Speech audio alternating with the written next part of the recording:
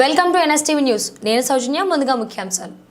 నిర్మల్ జిల్లా పెంబి మండలంలోని ఆదివాసుల సమస్యలు పరిష్కరించాలని కోరుతూ జరుగుతున్న నిరావధిక నిరసన దీక్ష నేటికి 5వ రోజుకు చేరింది. పెంబి మండలంలోని ఆదివాసులు రోడ్డు సౌకర్యం, గ్రామాలలో సీసీ రోడ్ల నిర్మాణం, పోడు భూములకు సాగునీరు, ఇందిరమ్మ ఇళ్ల నిర్మాణంకు అటవీ శాఖ వాళ్లు ఆటంకం కలిగించకుండా ప్రభుత్వం చర్యలు తీసుకోవాలని కోరుతూ డిమాండ్ చేస్తూ 5 రోజులుగా నిరావధిక నిరసన దీక్ష చేస్తున్నారు. నియోజకవర్గ ఎమ్మెల్యే ఆదివాసుల సమస్యల పరిష్కారానికి చొరవ చూపాలని కోరుతున్నాం. ఆదివాసీలు తమ సమస్యలు పరిష్కరించాలని కోరుతూ 2 నెలల క్రితం పాదయాత్ర నిర్వహించి కలెక్టర్ని కలిసి ఉన్నారు. ప్రియమైన ప్రజలారా, నిర్మల్ జిల్లాలోని పెంబి మండలంలో ఆదివాసుల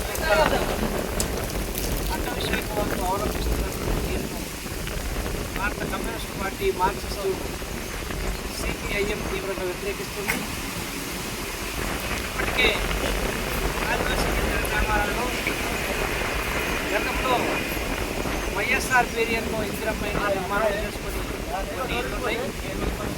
ఆ గ్రామాలలో నేడు ఇందిరమ్మ ఇండ్లు కొత్తగా మంజూరైనటువంటి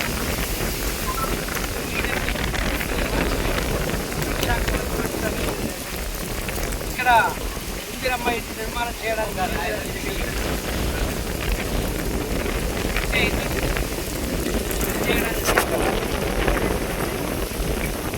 ఆ గ్రామాలకు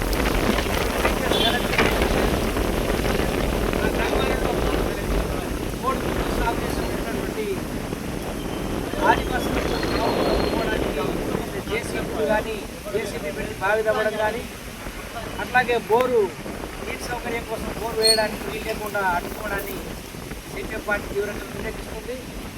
ఇప్పటికే పెంబి మండలంలో సిపిఎం పార్టీ ఆధ్వర్యంలో దశల వారీగా ఉద్యమాన్ని నిర్వహిస్తున్నాం. ఆదివాసీ గిరిజనులను అటవీ శాఖ వాళ్ళు ఇబ్బందులకు గురి చేయడాన్ని ప్రజలందరూ వ్యతిరేకించాలని చెప్పి కోరుతున్నాం. ఇప్పటికే పెంబి మండల కేంద్రంలో 5 రోజులుగా నిరవధిక నిరసన దీక్ష, రాత్రి పగలు కూడా అక్కడే ఉండి అక్కడే భోజనాలు ఏర్పాటు చేసుకొని ఈ ప్రభుత్వానికి నిరసన తెలుపుతూ నేటికి 5వ రోజుకు చేరింది.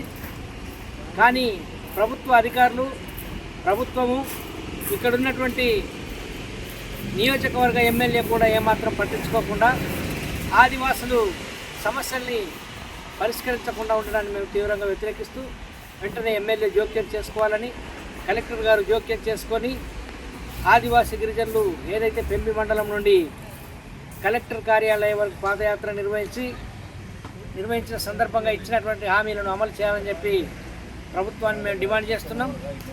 నిరసన దీక్ష కొనసాగుతున్నది.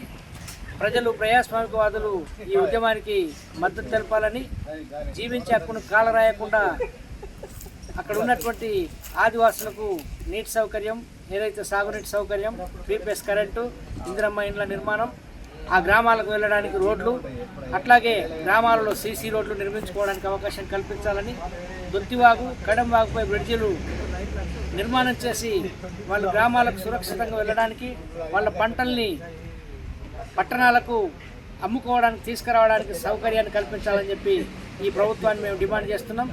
ఈరోజు ఖానాపూర్లో సిపిఎం పార్టీ ఆధ్వర్యంలో ప్రెస్ మీటు నిర్వహించడం జరిగింది.